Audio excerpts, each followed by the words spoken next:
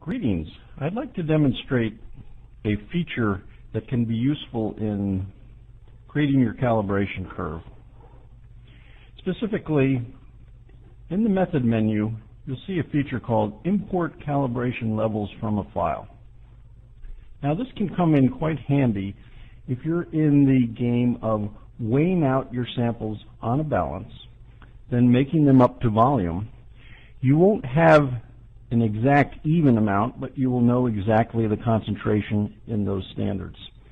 You may end up with that in a file from the balance room and come over into the system here. This could be quite useful in that case. Another case is that you buy samples from a vendor who has made up these standards to a particular concentration, and they will give you electronically the concentrations in those standards. Again, that could be quite useful. The format that we're following is typical of what a vendor would provide with the standards that you are buying.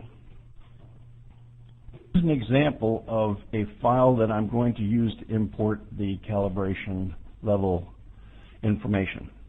I've stored this in a CSV file that I've called serial dilution, and I've put it in the batch that I'm about to process. As you notice in the drugs of abuse, for each compound, I've got its CAS number. Column C has the purity of the compound that was used to create these standards. And here are the amounts for each level.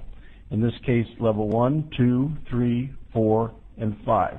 Let's take a look at the application and a demonstration of how to use this feature. I'm here with drugs of abuse in the concentration setup step. And I'm in the method editor, of course. I'm going to go to the method menu and import calibration levels from a file. There is the CSV file I previously showed you in Excel, and I'm going to import those numbers that match up with the amphetamine compound. And you'll notice that they have created 5 levels and the associated concentrations for each of those levels for the compound amphetamine. So that gives you a picture of how you could import those concentrations for one compound and then, of course, copy those levels to other compounds from information that's garnered from an external file. Thank you very much for your attention.